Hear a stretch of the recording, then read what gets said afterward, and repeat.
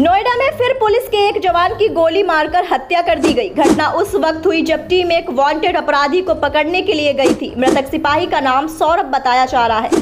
कानून के रखवाले और हम सबकी सुरक्षा करने वाले ही दुश्मनों की गोलियों का शिकार बनते रहेंगे तो सवाल सिर्फ सुरक्षा पर नहीं, व्यवस्था की संवेदनशीलता पर भी उठता है। जब अपराधियों को पकड़ने निकले पुलिस टीम पर गोलियां बरसाई जाती हैं और उनमें से कोई एक भी वर्दीधारी जब जमीन पर गिरता है तो वह सिर्फ एक शरीर नहीं गिरता बल्कि देश की सुरक्षा की एक दीवार गिरती है। और यह केवल शहादत नहीं, सिस्टम के सामने एक बड़ा सवाल है, क्या हमने अपने रक्षकों को पर्याप्त सुरक्षा दी है?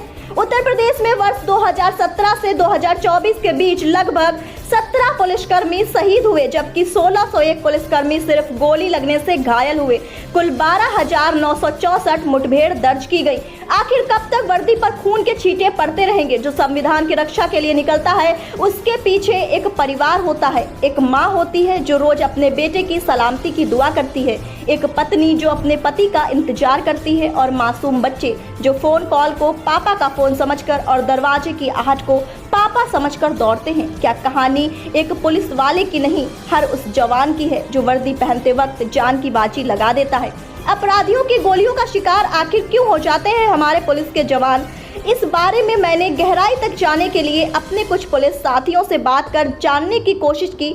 बहुत सी बातें निकलकर सामने आई जो सोचनीय है। हालांकि सारी बातें मैं आप सभी से साझा नहीं कर सकती।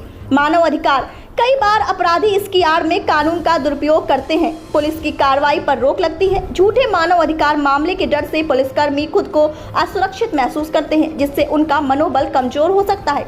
मानव अधिकार कानून पुलिस के लिए नियंत्रण और नैतिकता की जरूरत है, लेकिन अत्यधिक हस्तक्षेप पुलिस के प्रभावी कामकाज को बाधित कर सकता है। आत्मरक्षा में गोली चलाई तो प्रमाणित करना मुश्किल हो जाता है क्योंकि सब जगह कैमरे नहीं लगे होते हैं।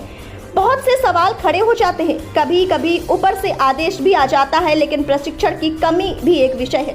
पुलिस के पास पर्याप्त समय न होना, अपनी सेहत का ध्यान रखने के लिए शारीरिक और मानसिक रूप से मजबूत होना भी जरूरी है। पुलिस को गोली चलाने से पहले 100 बार सोचना पड़ता है, जबकि अपराधी पूर्ण रूप से स्वतंत्र है। पुलिस के द्वारा चलाई गई गोली पर बहुत सवाल खड़े हो जाते हैं। अपराधी में लोग अपनी जाति धर्म खोजने लगते हैं और पुलिस पर ही कार्रवाई की मांग होने लगती है। पुलिस विभाग भी बहुत पीड़ित है कहीं न कहीं से। गलती कोई भी विभाग करे, जिम्मेदार पुलिस को भी ठहरा दिया जाता है किसी न किसी तरीके से।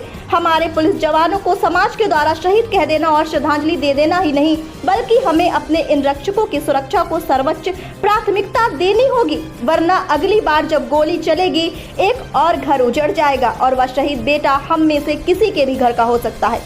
और हम फिर वही सवाल पूछते रह जाएंगे, आखिर कब तक पुलिस अपराधियों की गोलियों का शिकार होती रहेगी? जय हिंद।